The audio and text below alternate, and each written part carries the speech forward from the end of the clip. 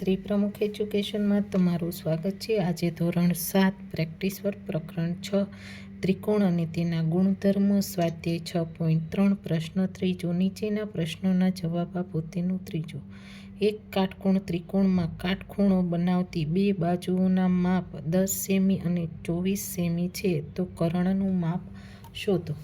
તો અહીંયા આપણે કાટકોણ કીધું, બરાબર। આપણે તો એટલે કે રફ આકૃતિ ખાલી બનાવીએ છીએ। તો અહીંયા આપણે આ કર્ણનું કીધું, કર્ણ કાટખૂણો બનાવ તો કર્ણનું માપ શોધવાનું છે, બરાબર। તો એક બાજુનું માપ આપણે 24 અને એક બાજુનું આપણે કીધું છે 10, એટલે બંનેનું આપણે અલગ અલગ કીધું, બરાબર। તો અહીંયા આપણે 24 અને 10 લખી નાખ। તો કર્ણનું માપ આપણે શોધવાનું, તો અહીં લખી કે અહીં આપેલ ત્રિકોણ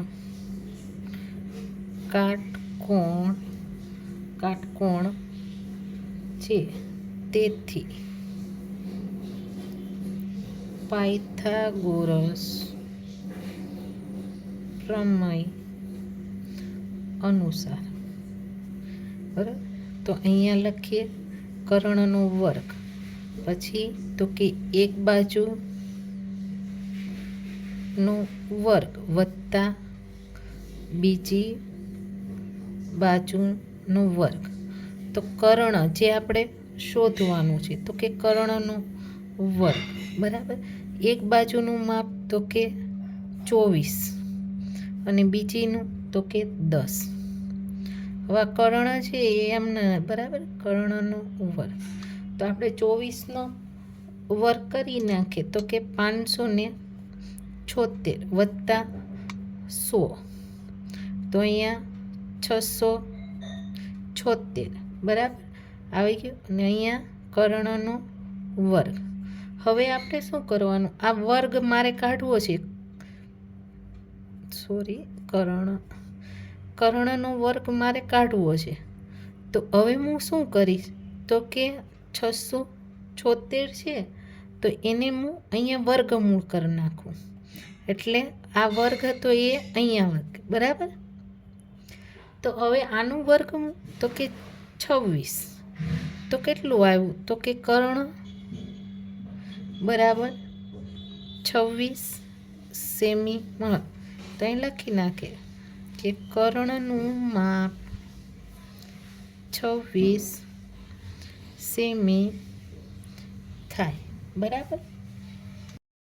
દાખલા નંબર 4, જમીન ઉપર શિરોલંબ ઉભેલું 8 મીટર ઊંચું એક વાંસનું વૃક્ષ જમીનથી 3 મીટરની ઊંચાઈથી તૂટી પડે છે। તેનો તૂટેલો ભાગ થડ સાથે જોડાયેલો રહે છે, તો વૃક્ષની ટોચ થડથી કેટલી દૂર હશે?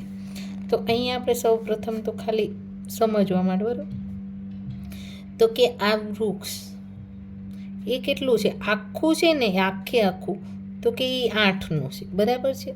તો અહીંયા પછી પાછું કીધું છે વૃક્ષ જમીનથી 3 મીટરના ઊંચાઈથી તૂટી પડે, તો અહીંયાથી આપણે તો કે તૂટી પડે તો આટલી છે, આ ઉપરથી આ આખું કેટલાનું થયું તો કે 8, તો એ તૂટે છે કેટલામાં તો કે 3માં એ તૂટી જાય છે, બરાબર છે। તો અહીંયા આપણે ખાલી એટલું લખી નાખીએ, જમીનથી તૂટેલી જગ્યાએ સુધી, બરાબર। તો એ કેટલા મીટર તો કે 3 મીટર।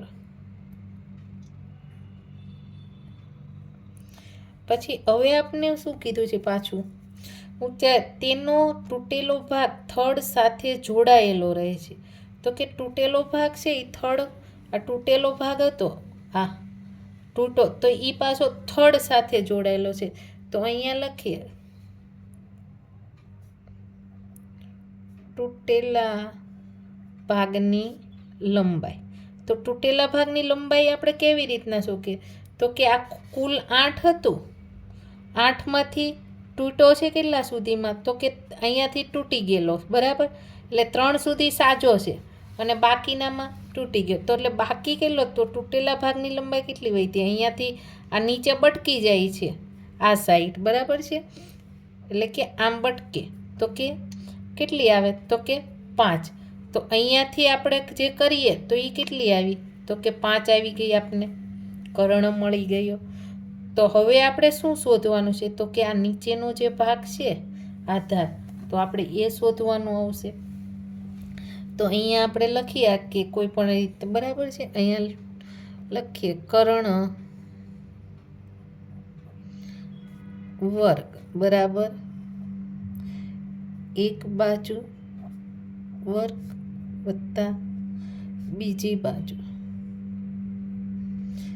કર્ણ, તો કે એ આપણે કેટલો શોધ્યો તો કે 5,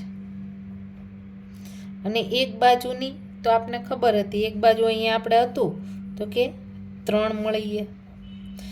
દાખલામાં ખાલી અટપટ જ છે પણ ખાલી સમજવાનું જ છે. પછી બીજી બાજુ નહીંતર તો આપણે અહીંયા નામ પણ આપીએ કે ABC, ને અહીંયા પણ આપણે ABCનો નેમ વર્ક કરીને કરીએ તો પણ ચાલે બરાબર. તો કે 25 9 વત્તા બીજી બાજુ વર્ગ, અથવા તો આપણે x નામ પણ આપી શકીએ. હવે અહીં લખી કે બીજી બાજુ વર્ગ બરાબર, તો કે 25માંથી આપણે 9 કાઢી નાખીએ, તો 9 કાઢીએ તો આપને મળે 16. તો બીજી બાજુ વર્ગ, તો એ વર્ગ છે એ આપણે આ સાઈડ જવા દઈએ.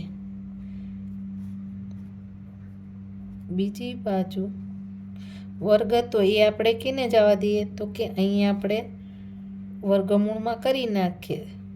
તો બીજી બાજુ બરાબર આપને કેટલા મળશે તો કે 4 મળી ગયા.